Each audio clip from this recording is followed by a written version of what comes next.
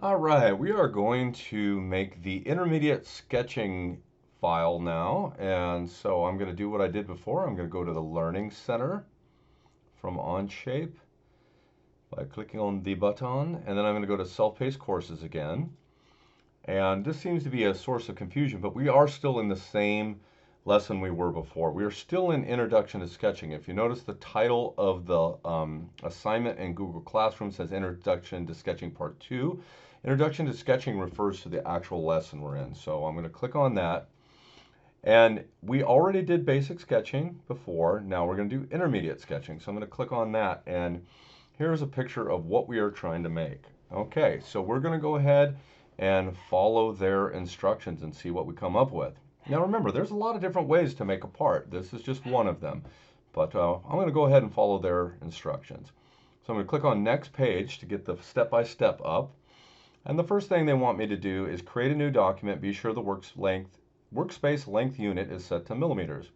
And begin a sketch on the front plane. So let's go in here and create a document. I'm going to call it Intermediate Sketching. Did I spell that right? I did. Holy cow, on the first try even. And we're going to make a sketch on the front plane. So right click on the front plane, select New Sketch, and I'm going to also hide all the other planes by right clicking on the plane and selecting that from the menu. I'm going to hit N, which will bring me to a normal view. Okay, let's go back to those instructions and see what they want us to do. So, on slide 2, they want us to start at the origin, make a horizontal, then a vertical line, and then a vertical construction line. Okay, we can do that. So, again, I'm going to use a lot of shortcut keys now. So, if you want to do a line, click L, and it'll go to the line tool. I'm going to start on the origin, go out a little bit horizontally. You notice I got the horizontal constraint there. Click, go up. I've got the vertical constraint on there, and I'm going to click. Okay, I'm going to hit escape because I need to start the construction line over here. And I'm actually going to pan this down. Whoa, I hit the wrong key. I hit shift. Okay, I'm going to hit N to get back to my normal view. It was control that I was looking for, and I'm going to pull this down a little bit so I have plenty of room for my sketch. And I'm going to click L again, but this time I'm also going to then press Q to make it a construction line. So hovering over the origin, I'm going to click to start and go up, up, up, up, up, up, up. I don't know how high I need to go, but I'm just going to keep going until I run out of room. And we can always shorten it or lengthen it or do whatever we need to do later. All right, so that's the first bit of business. Okay, and we've got horizontal, vertical, and vertical. And we didn't need to constrain that because with the way we made it, it was already constrained. Okay, so now we're supposed to connect an arc here. And we're going to start on the end of this vertical line, and we're going to make the arc come out and bend slightly inward. Now, it's very important to read here. It says sketch a 3-point arc, placing 2 endpoints first, then the third click will place the arc. Be sure the bottom endpoint of the arc is coincident to the top end of the blue vertical line. Note, the top endpoint should not be vertical to the bottom. Okay, so here's what that means. Is I'm going to get my 3-point arc tool, which again, I could click an A to get that. And to be coincident with this line, I just have to hover over it till it turns yellow and start it. Now, it said it wants me to go up.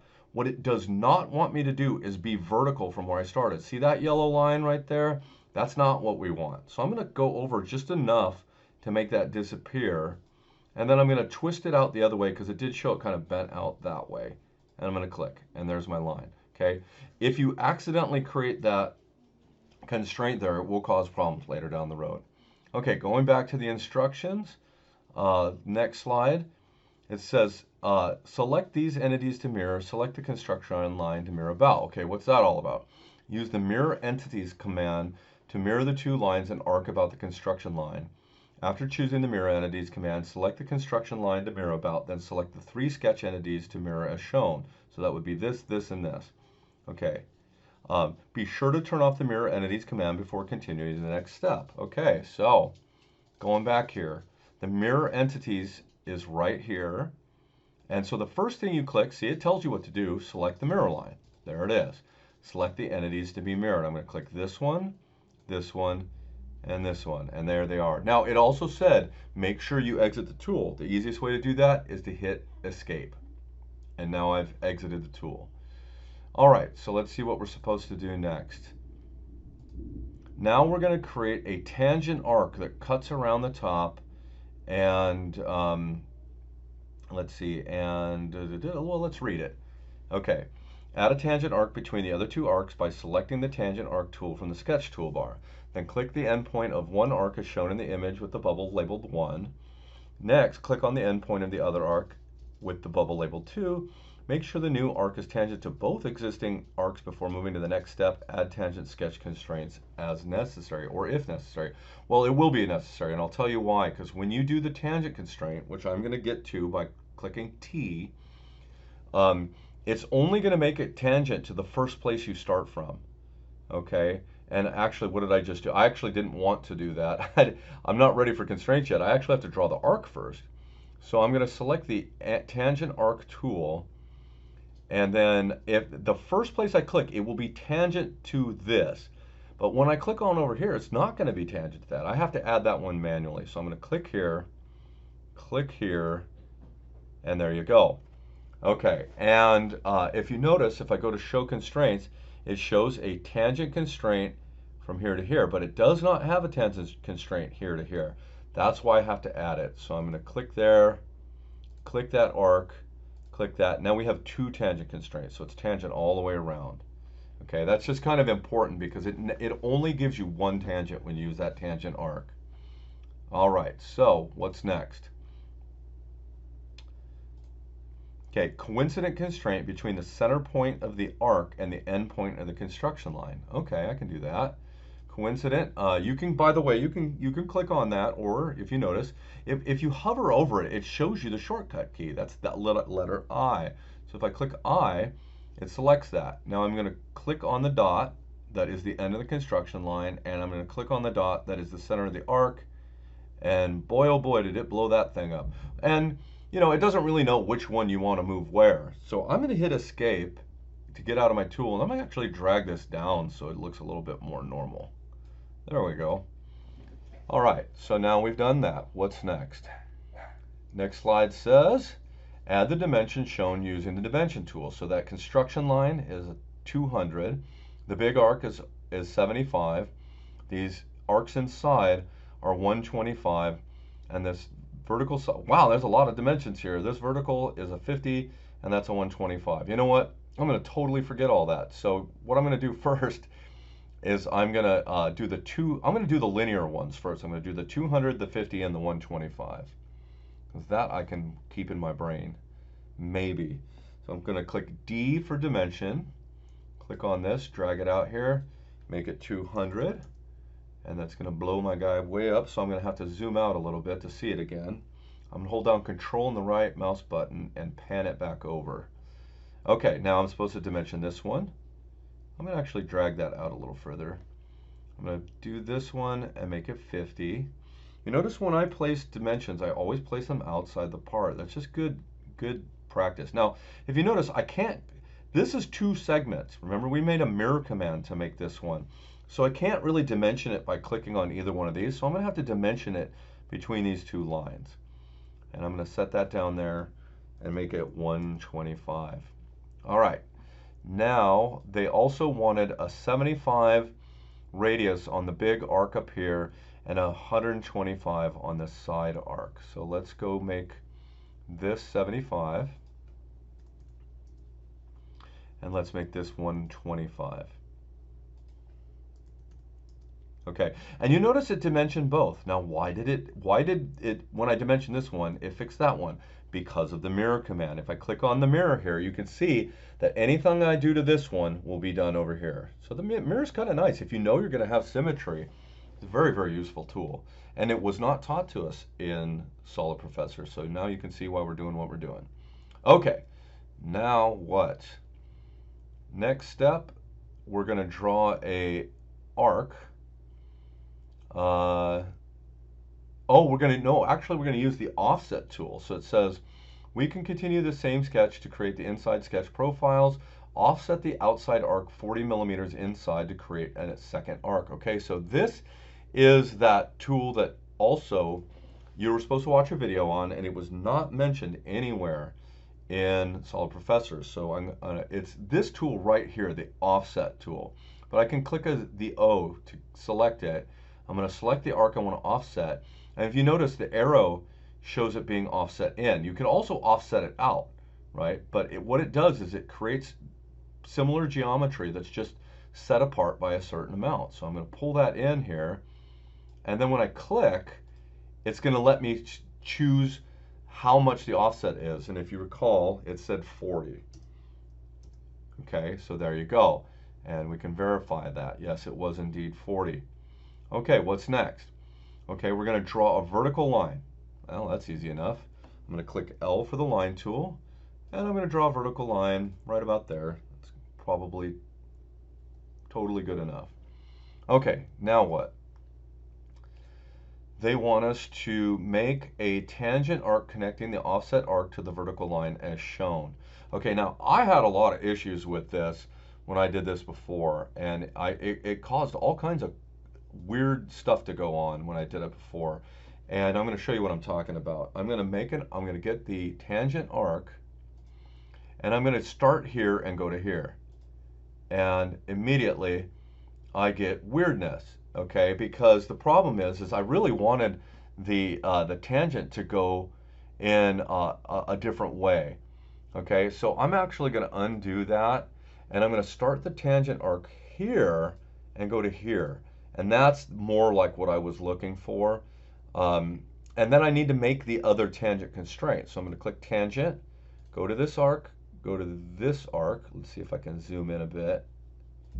And there we go. Okay, and now we've got that shape that we're looking for. Okay, I didn't realize it was going to cause so many problems when I did it the first time, but it certainly did. Okay, so now what do they want us to do? Next slide. Oh, they want us to mirror the arc and the line. And so they say coincident and tangent. Okay, I'm assuming that if these are being mirrored, the coincident and tangent would already be there, but maybe not. Let's see what happens. So I'm going to zoom in a bit because it is hard to see what's going on with all those constraints showing. And so I'm going to do the mirror command again. Remember, it tells you what to do. Select the mirror line first, and then select the entities. This one, and yeah, we're going to have to zoom way in to get the other one. There we go. Okay, and you notice it's not connected, and this is probably why they're talking about adding constraints. Okay, that's fine. You hit escape to leave the mirror tool, and if I want to reconnect two lines, I just need to make them coincident. So the coincident, I click I to get my coincident tool, and I'm going to connect this dot and that dot. There you go. Okay, but I also need those tangent constraints. And again, I'm not sure if they're already there or not, but I don't think it could hurt to add them. So I'm going to make one from here to here, and one from here to here, and there you go. Okay, what's next? We're going to make a bottom arc that is tangent to both vertical lines. Okay, great. So we'll start with that tangent arc tool, and we'll go from here to here. And then I'm noticing already there's only one tangent, so I'm going to click T for tangent and make it tangent to the other line. Beautiful. Okay, so this is kind of our interesting little keyhole shape that we have. So let's see what they want us to do now. They want us to draw in a center point rectangle centered on the construction line as shown. Okay, great. So the center point rectangle tool is here, and to make it coincident to the line, I just have to hover over the line till it's highlighted, click, and then I'll make that little rectangle. And there it is.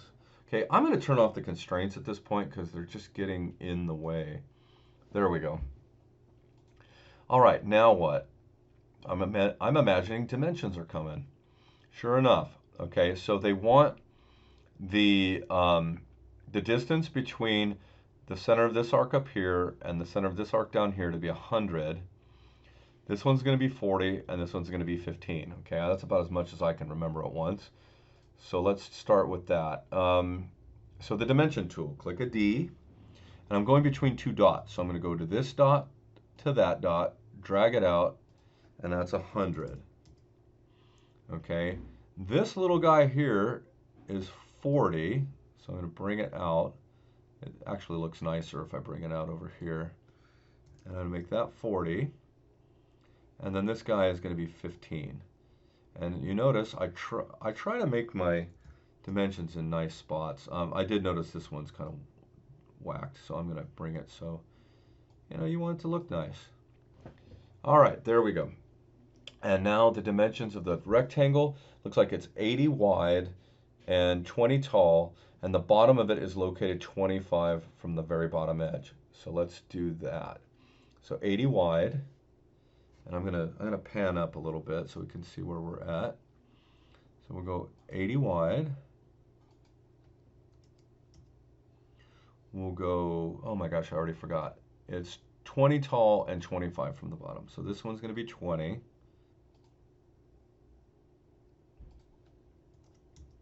Okay, now I hate how that 20 is being blocked by the arrow, so I'm going to do that. And then I'm going to dimension from the bottom of the rectangle to the bottom of the part, line them up all pretty, and make that 25. And I've got that same issue where it's not clear. And there you go. What a gorgeous sketch. Oh, I'm so proud of myself. All right, here we go. And complete the sketch by clicking the green checkbox. All right, and we're going to highlight here, figure out what the area is, and then check it. So I'm going to click here to highlight that. It looks like the area is 24,906. And so then we'll go back, click the next page, begin self-check, 2906 in there somewhere, 24,906, that's what it was. Click that, see results. Bingo! All right, we are good, and now we have done intermediate sketching.